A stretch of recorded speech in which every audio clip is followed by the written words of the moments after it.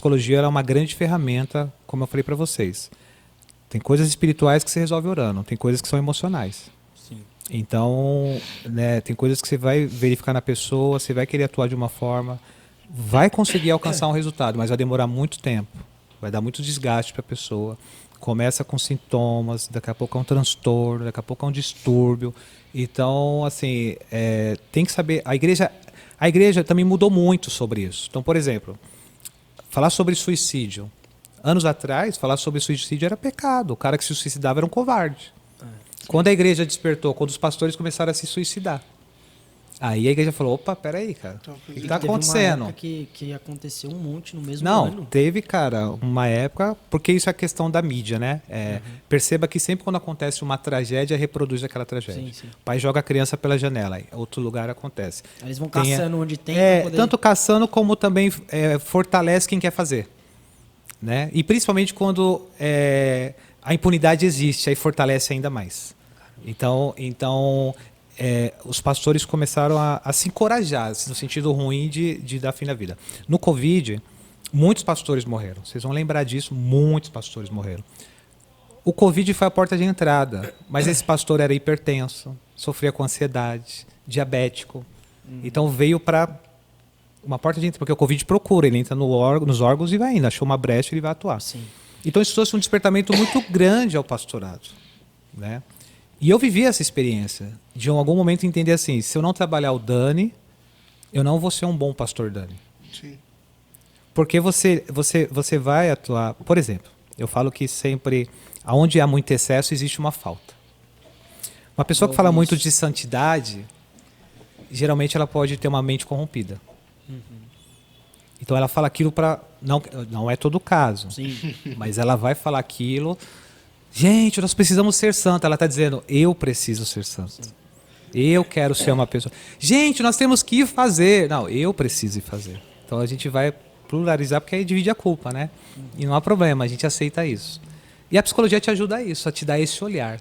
Quando alguém vem no gabinete, vem conversar algo...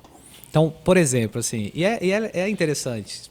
Tem uma irmã que ela foi lá, eu preguei, ela se sentiu emocionada e ela disse, pastor, ora por mim. E aí eu falei assim, você quer que eu oro pra quê e por quê? Por você. Você quer que eu oro para que o seu marido volte? E aí o olho dela brilhou. Eu falei assim, cara, quantos anos faz que seu marido saiu da sua casa? Ah, uns 5 anos. Onde ele está hoje? Está casado. Tem filho lá? Tem. Então, é interessante orar para ele voltar? Porque é aí que entra a crise. É aí que os cristãos vão ter essa dificuldade. Eu já ouvi uma irmã falar assim, pastor, mas para suportar casamento é engolir abacaxi com casca. Será, cara? Será que eu vou me submeter a engolir um abacaxi com casca para me rasgar por inteiro para ficar ao lado de outra pessoa? Onde está meu valor?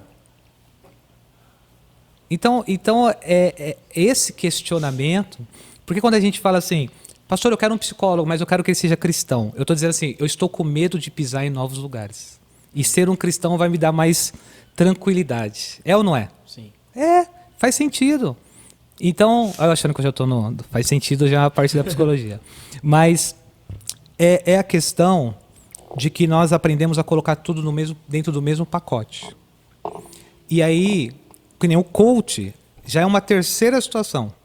Porque, como psicólogo, eu tenho uma formação científica, profissional. O coach é um curso que ele fez. Eu estudei 5 anos. E alguém fala, 5 anos? Eu falo, para entender uma mente, cara, 5 anos ainda é pouco.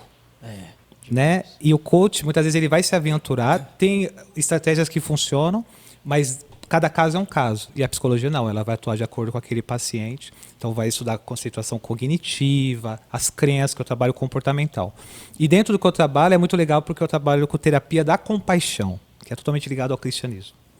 Aceitação e compromisso. Me aceito da forma que eu estou, me comprometo a mudar essa realidade. Cara, não tem manifestação maior do cristianismo do que essa. E quando você vê, estava até conversando com a Ilane, a pessoa vivenciar um momento de dor, olhando com os olhos dela, por que eu sofri aquele abuso? Por que eu fui abandonado? Isso é injusto? Cara, olhando no olhar humano Mas quando ela convida Deus, pega na mão de Deus e passa por aquela dor com Deus, tudo muda. Sim. E aí, no final, você vai perceber que a psicologia é uma aliada. Sim, total. Ela é totalmente amiga e que todos os pastores pudessem ter um psicólogo para poder se abrir. Cara, imagina, olha que é um pastor hoje, um cara que ouve a reclamação de todo mundo. Como nós falamos aqui no começo, tem a família dele. Sim. Ele é o cara que, se ele chegar atrasado na igreja, todo mundo olha ele de cara torta. Ele é o cara que tem que ser o primeiro a chegar, o último a sair. É o cara que se troca de carro, todo mundo vai olhar para ele de uma forma diferente. É um cara que, né, se de repente ele faz algumas coisas que todo mundo faz. Todo mundo faz. Aí o pastor faz. Então assim, eu vejo hoje uma geração de pastores que entendeu isso. Eu preciso estar bem para servir bem a minha comunidade. Sim.